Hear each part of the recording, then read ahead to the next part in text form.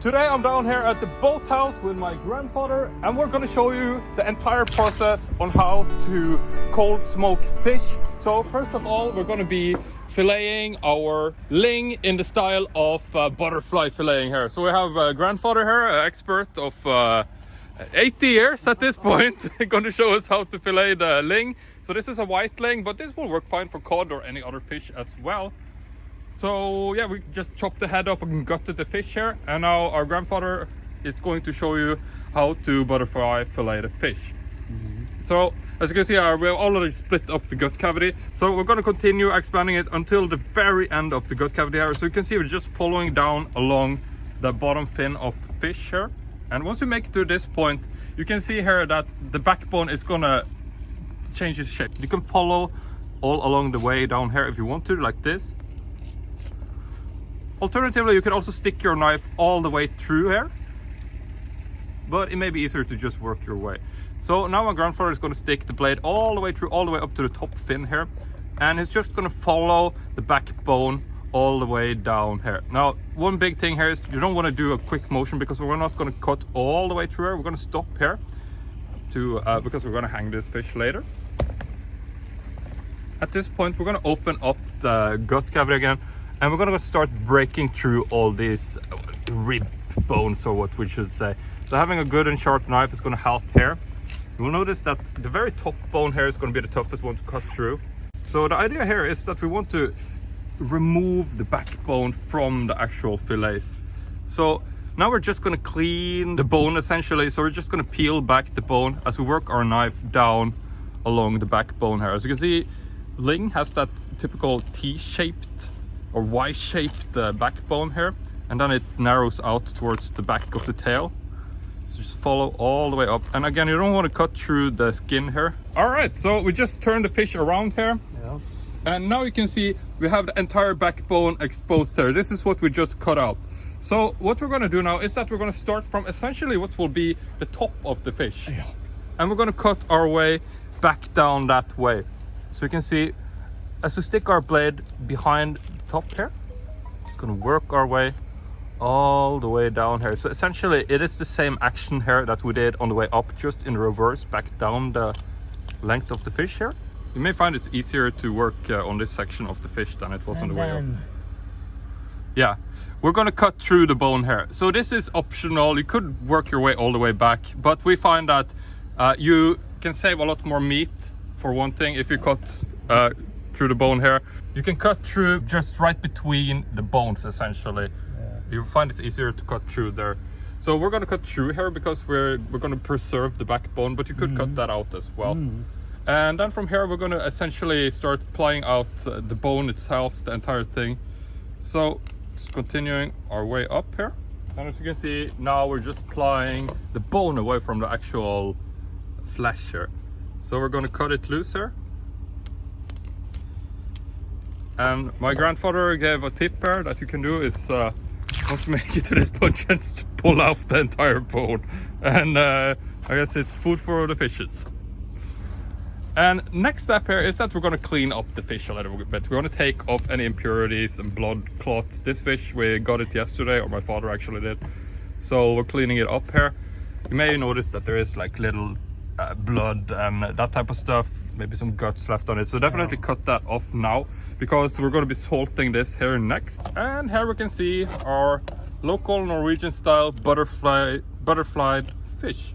And again, feel free to remove this as well, but we're not going to do, you see, you will lose a lot of meat if you cut this. We'll fillet one more, and we can show you how to take off this section here as well. All right, but this is our version, so let's cut to that part. And grandfather was just commenting on how much easier it is to work with the blue ling compared to the white ling. A lot finer bones and flesh. All right, so we're at the same point here now, and we want to show you how to cut off this back section of the tail as well, I suppose. So grandfather likes to cut off this entire front section first because it's a lot easier to work with the back tail. As you can imagine, ling is quite long, so we're just going to cut off this first of all, like we did earlier.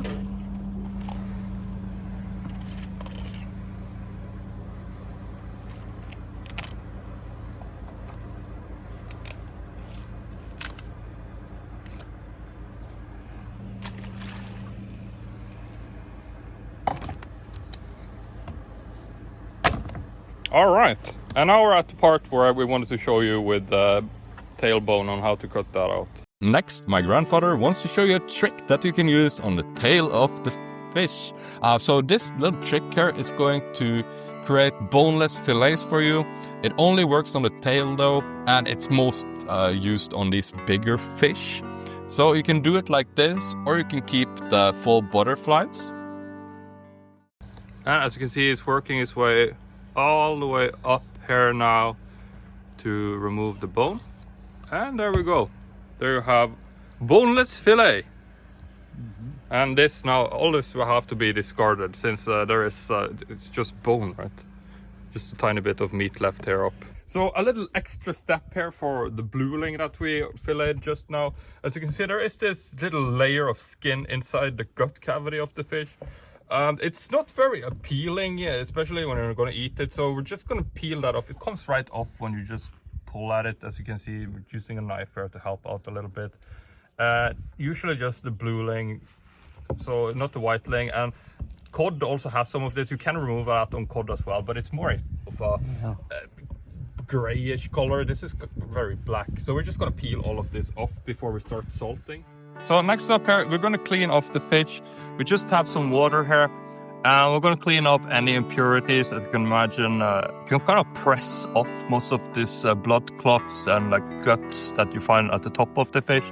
We're just gonna go through everything and make sure it's nice and clean before we start salting it. Just give it a nice rub down, especially the blood. But if you have bled the fish properly, it shouldn't really be a problem at all. All right, so we're ready for salting. As you can see, we have these different shaped containers, but I mean, a normal one will be fine as well. So we just have 3 links here. So we're going to place them down into our container here. These are for lutefisk, by the way. If you're interested in a video about that, it may be coming quite soon. So grandfather is spreading out the fish in here, laying it nice and spread out so that all the flesh here is exposed, as you can see. And then we're going to go in with our coarse salt. This is sea salt. So we're just spreading it liberally over the fish here. No set measurement really, but as you can imagine, you want to really cover this with salt so that no pests get in between here. And how long are we going to leave it in here? About 20 minutes. No, 20 hours. 20 hours, okay. So we're going to go back and check on this tomorrow, and it should be ready for smoking. Yeah. Which is actually we need to hang it up and some stuff first. But and then you can eat it only. Yeah, if you like salted fish after 20 hours, you can also take the fish and you can maybe taste some of it, or you could. We're going to move on to the cold smoking at that point. Luckily for you guys, you can just follow along in the video. For us, this is a long process. But I definitely recommend trying out the salting and smoking fish. It is quite an interesting taste compared to just fresh fish. More traditional, you know, back in the day, they used to keep the fish like this before we got fridges. My grandfather was telling me earlier that here where we live, they didn't get freezers until 1956. So until then, they actually preserved the fish like so, using smoke.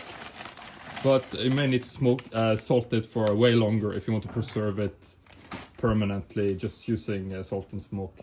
How long time do you think we have to salt it if you want to preserve the fish without freezing?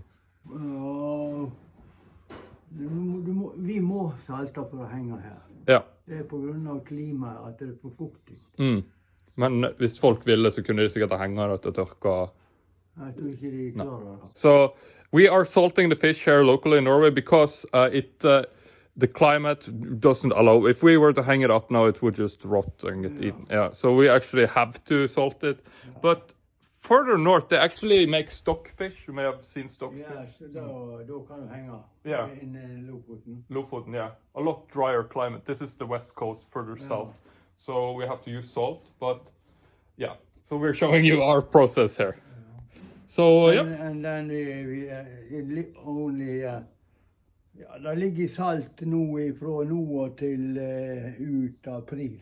For this lutefisk, we're actually going to leave it in salt for a month and a half, maybe even 2 months before we move on to drying it. So this, if you just take this would rot after 20 hours. You need to salt it for a long time if you want to just preserve it.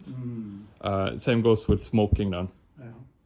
All right, so we have the fish laid down here in our salt.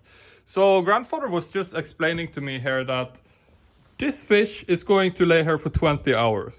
The reason we're only doing 20 hours is because if it lays any longer, like this fish, this is for lutefisk, and it's going to lay here for almost 2 months. This fish, after we smoke it, can be eaten right away because it's not going to be so salty. Yeah. This fish, however, is going to be very salty, but this is going to be preserved. So if you smoke this afterwards, you will need to water it out, maybe lay it in water for about 2 days or something before you can cook it. So long time preserved if you want to go that route. If you want to eat this right away without having to water it first, 20 hours. But keep in mind... Du kan koke den direkte da. Yeah, cook it. And da saltheten noe passelig. Yeah, then you will have a good saltiness. Or a Norwegian saltiness, which is pretty salty already. Yeah, so 2 different ways here you can go about it. We're going to show you the process for this. Keep in mind, after this is smoked, it will need to be frozen. This will start rotting, right? Dette kan du si, dette her ferskvare. Yeah, this is fresh. So if this doesn't get frozen, this will rot. This can be stored in room temperature or dried. So big difference there. But for now, we're going to leave this in here until tomorrow, and then we'll start preparing the fish for smoking, which is going to be super exciting. We have traditional Norwegian smokehouse grandfather built. So see you tomorrow. All right, so it's the next morning here, and we are ready to get back to work. So, as you can see here, my grandfather is taking out all the links from the container. We have mostly blue ling here, but we also have some regular white ling as well in the mix. So the next step here is that we are going to remove the salt residue. So after 20 hours, there is plenty of salt in the fish. So we want to get that off to the largest degree possible here before we move on. All right, so now it's tied to the tail of the fish here, as you can see. And we made a little bit of a hole here because we will be hanging it up to dry for about a day or so. Because grandfather found it's better if you dry them up before you smoke them, right? So now there is a lot more fish here that we're going to tie up. So maybe we can show the process as well here. All right, so here we can see my grandfather is tying some knots to the back of the tail of the fish. Now, to keep the rope properly on the fish and not slipping off, what he has done is that he has made some notches onto the back of the tail so that the rope pretty much hangs in there a lot better. He likes to do some circles around the actual tail before he ties the knot. That way the rope will essentially hang better. And here you can see his process of cutting into the tail of the fish there. He does hang it for a day first because my grandfather says that it takes the smoke a lot better when the fish is a little bit drier, as opposed to having some of that smoke, as opposed to having some of the water still on the fish when we start smoking. So all of them are finally tied up here, and now it's to take them home and we're going to smoke them, or first to dry them, but yeah, we need to transport them home.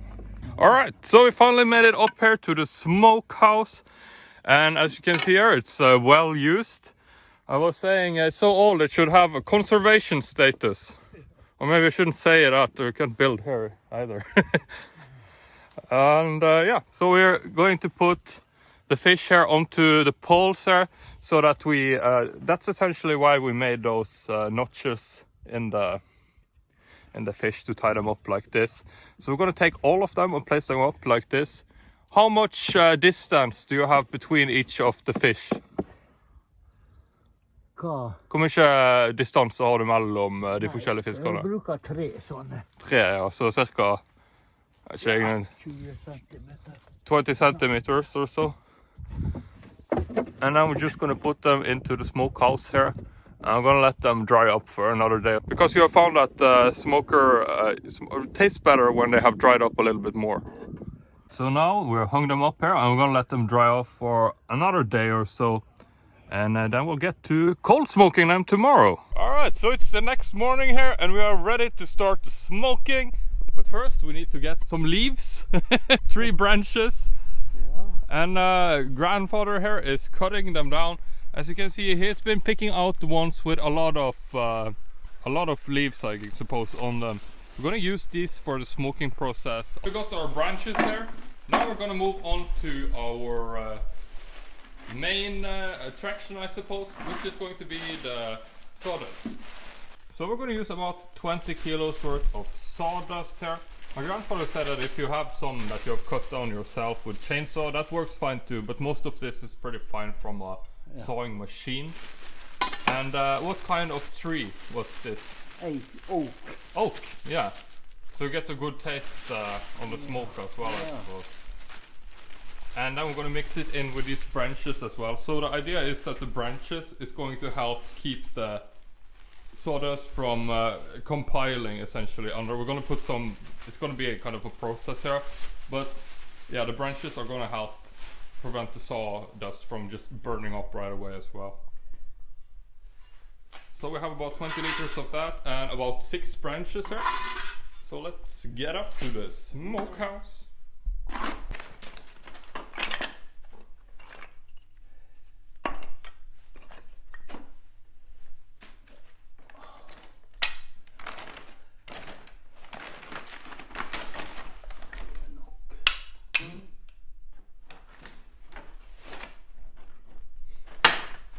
And here we have the what's going to be burning all this time. We'll also be using a little bit of newspaper here to just set the fire, I suppose. And yeah. So those are the 4 main ingredients. This is going to be smoking all day, and this should be sufficient as well. Sånn, da har vi de nødvendige remedier til å sette I gang og begynne. Og da begynner vi med papir. River det ifra hverandre, og så krøller det sammen. Og så legger vi veden under, eller? Det var skikkelig, ja. Ja, og så det veden da, så ligger og brenner hele dagen. Ja. Og så den oppå der igjen, og så sager man på toppen. Og så ligger det oppe igjen. Ja, okay. We're back here at the smokehouse as we were yesterday, and we are ready to load up our smoker here. And here we can see the essentially where we're going to be smoking, and there is a channel running up here. I don't know if you can see, but it's going up. Yeah. And here we have the smokehouse where we put the fish yesterday. Yeah. So now we're going to start loading up here, and this is going to be a process as well. We're going to use some kindling newspapers. Shout out to Bergens Tidende. And then we have, I don't know, a kilo's worth of wood that's going to be powering the smoking throughout the entire day here. And we have the sawdust, 20 kilos, as well as our branches here. So yeah, I guess we just get started here with loading up. As you can see, this is traditional Norwegian smokehouse. All right, so my grandfather is ready to start getting to work here. He's been doing this for a long time. He is actually 81 years old here in the video. So yeah, he knows what he's doing. Men aviser det bare for å få fyr på det, sånn? Ja. Tar det mye aviser sånt for å få fyr på det når det... Jeg pleier ikke å bruke det. Gjør det sånn for å få litt luft I det. Ja. So what you can see here is actually a very traditional way that my father's side of the family and grandfather has been doing for a long time. This side of the family has lived here for hundreds of years probably. We used to be farmers and fishermen here essentially, so this was a very important part of our diet and still is, as you can see.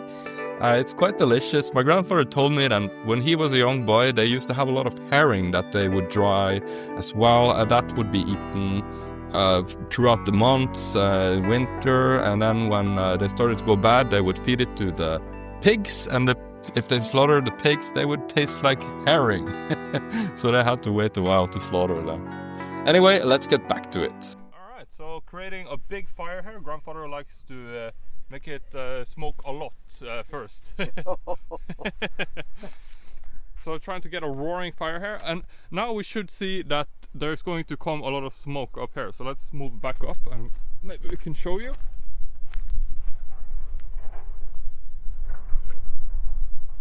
Ah, and I can see the smoke starting already. Oh yes, smoking up. And one of the fishes had fallen down. We cut the tail off it, so yeah, didn't hang so well. Alright, so we're trying to make a roaring fire here, and I'm going to smell good today, that's for sure. Du ser ikke, når røyken kommer i øynene, ja. så ser du ingen verdens ting. Alright, so we're waiting for the fire to heat up here. We're trying to give it a lot of power here, so once we will be adding on the branches, obviously it's going to dampen the smoke significantly here. But grandfather was saying it's a little bit tricky because of all the smoke. It's difficult to see in there. Alright, so here we can see my grandfather is loading up the smokery here with some sawdust, or not some, a lot of sawdust, as he's slowly and surely getting smoke poisoned here. I'm just joking. He really knows what he's doing here. He actually built this whole smokery himself. He used to be a builder, and actually he was running a building firm for the second half of his career. Now he's turning 82 here in this footage, and yeah, he's really fit, I think, considering he's getting up there in age. So yeah, this is really cool, and it was super interesting for me to follow along this process as well, as it's something that I think it's very interesting and would love to continue this tradition. Alright, so all the ingredients are in and cooking. So next step, closing it up. Yes, time to close. And now we're closing the smokery hatcher, I suppose.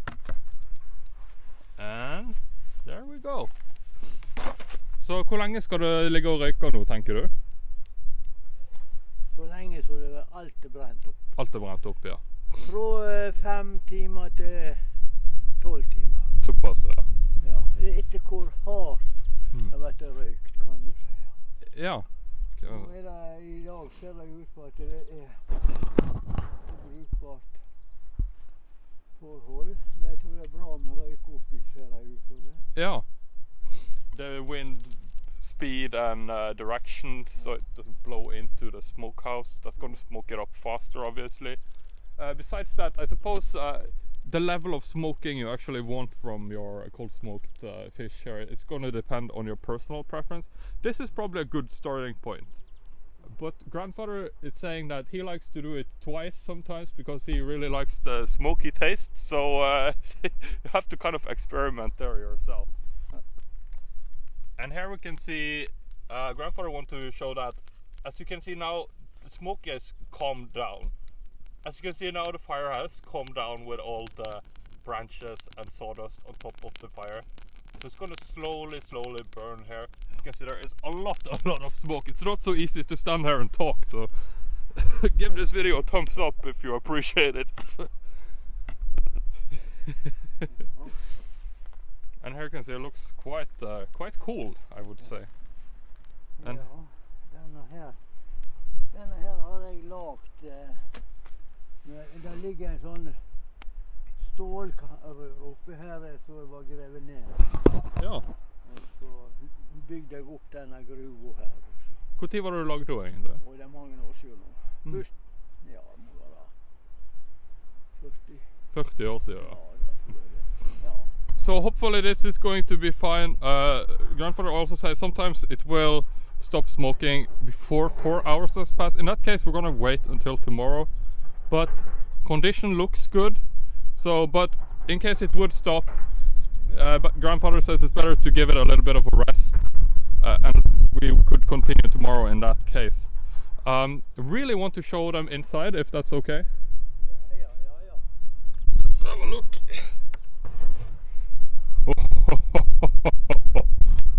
Yeah, you can see lots of smoke.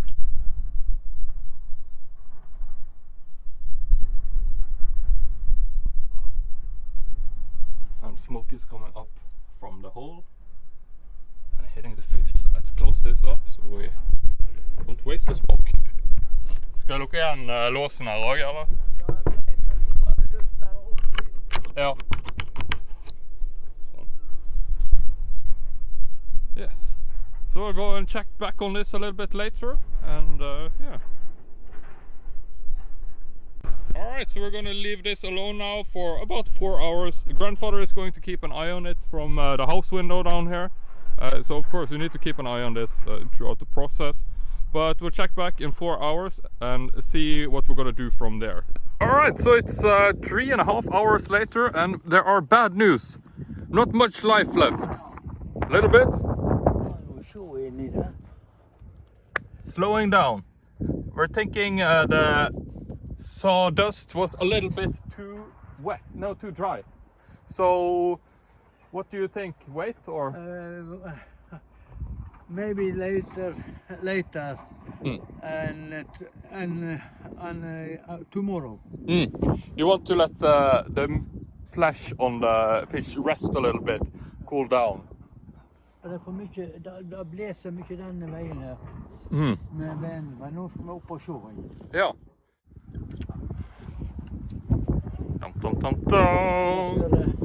Det ikke så mye. Det kommer jo litt opp i røret. It's very slowly coming in. Smells a little smoky.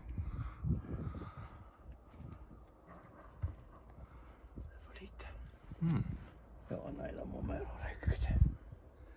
Det må da.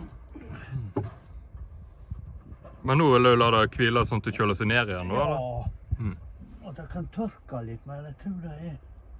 We're gonna let it rest a little bit and then we'll be back in a few hours, let it dry up a little bit, and yeah, we'll Okay, so after this, my grandfather went and he refilled the sawdust, and we'll jump over to the next morning and have a look at the results. Alright, so it's the next day here. Oh, smells nice and smoky. Ja, det gjør det. So let's have a look inside and see if everything has burned up properly. Nah, still a little bit of our sawdust left in here, but I'm thinking think it's finished. Alright, so let's have a look at the fish then. I'm gonna take out half grandfather, and then my father is gonna have the rest.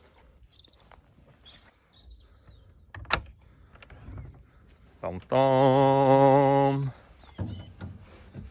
Ah, they look different.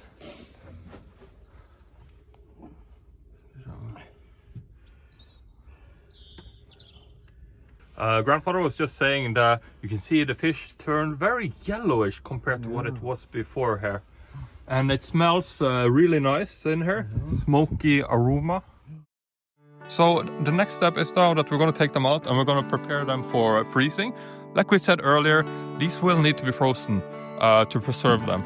You need to salt them for a long time if you want to preserve them outside of frozen temperatures.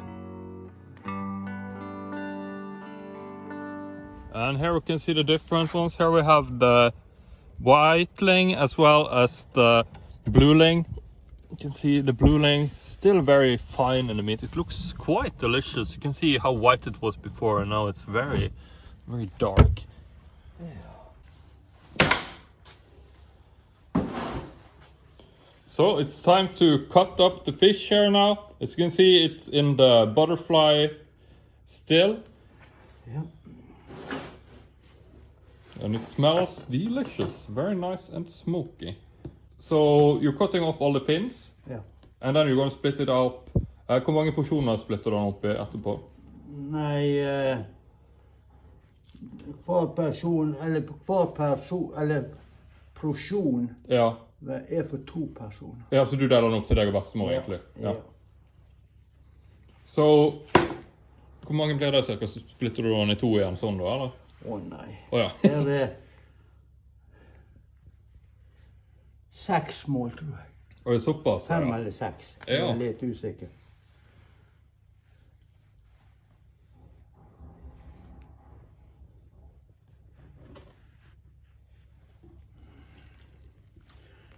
Jeg har en saks, så jeg klipper. Ja, det er jo sikkert litt lettere.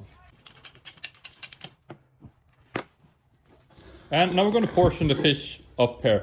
So grandfather was just saying that he and grandmother, they usually get about 5 or 6 meals for 2 out of this. So we're going to split it into sections here of probably about 3, 2 or 3 on one side.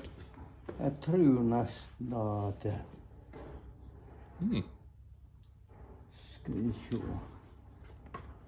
Det er ofte at jeg skjærer de reine, for å si det sånn da.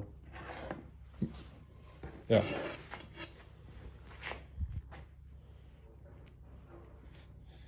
So just cutting them extra cleaner, you know, finishing up all the extra work, finishing touches, as you would say.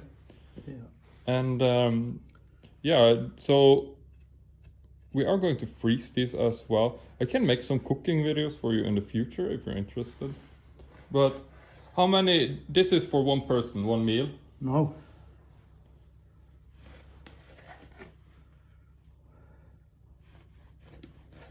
Turning into nice portions here. Ja.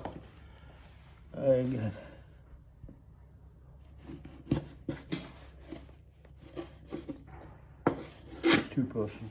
This is 2 person, all of this? Yeah. Okay, so then you're going to freeze this in one bag? Yeah. And this will continue cutting. So about, I don't know, maybe 250 grams, one person, 300?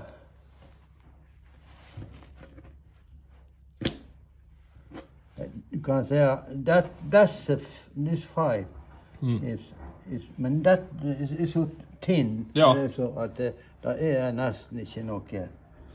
So, yeah, you can see this is a good meal for grandmom and granddad. But they say they eat a lot, so take that as you will. De eter godt, det er viktig å gjøre. So this is a good sized meal for 2 if you you're a big Norwegian. So we're going to continue cutting up the rest here, and then we're going to be taking them down and freezing them afterwards here. Ja. Og til røykafisk så bruker vi hvit sos og gulrøtter. Ja. Som jevnes sammen. Ja, hvit sos og gulrøtter. Hei. I stedet for å lage gulrota for seg selv, så lager vi en tynn hvit sos og har gulrota oppi. And here we have grandmom. og så bruker vi da vanlig smørfett. Yeah. So this would be a good sized meal here for 2 persons. And here we have about 2 slices, 2 good slices. This is probably good for 1. If you're gonna have some potatoes, white sauce, carrots, we can do a video about that in the future if we want to see how to cook this salted fish. But for now, we're going to finish cutting this up and we're going to freeze it down. So since I'm sure many of you are curious how we prepare this and what it tastes like, grandmother and grandfather have so graciously offered to cook up some of this. So let's get this. So we're going to put most of this in the freezer, but we're going to take some of it to the side and we'll go ahead and cook it up for you guys here in the Norwegian classical style. All right, so it's the next week here and we are ready to cook up that delicious smoked fish that we made.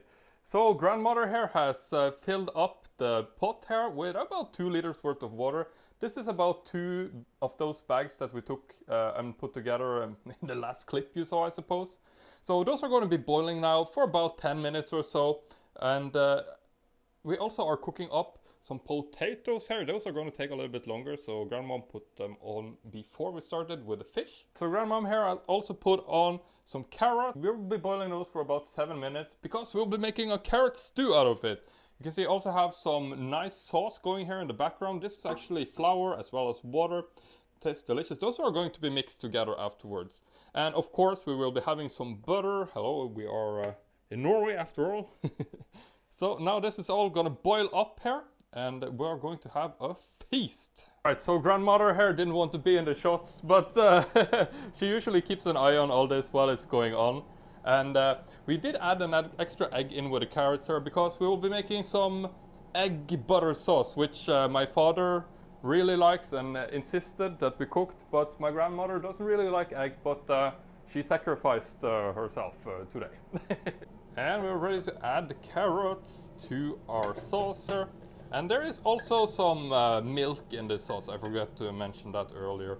So this is going to be kind of a carrot stew here. And now you're done boiling, right? So just putting that in there. Oh. And our meal here is ready. And it smells delicious. Smoked and nice. So I'm gonna clean up some fish here. As you probably know, there will be some bones here since we didn't clean all the bones out. I'll make up a nice serving here for you and we'll do a taste test. Hopefully it's good. Fingers crossed. And here we have that butter and egg sauce as well. And we are ready to give it a taste test. Alright, so we're finally ready. It's all plated here. Alright, so we're finally ready. It's all plated here. Now let's give it a little bit of a taste test. So I have to get a little bit of everything in here. Or at least the fish and the sauce. And we have that, yeah. Alright guys, cheers.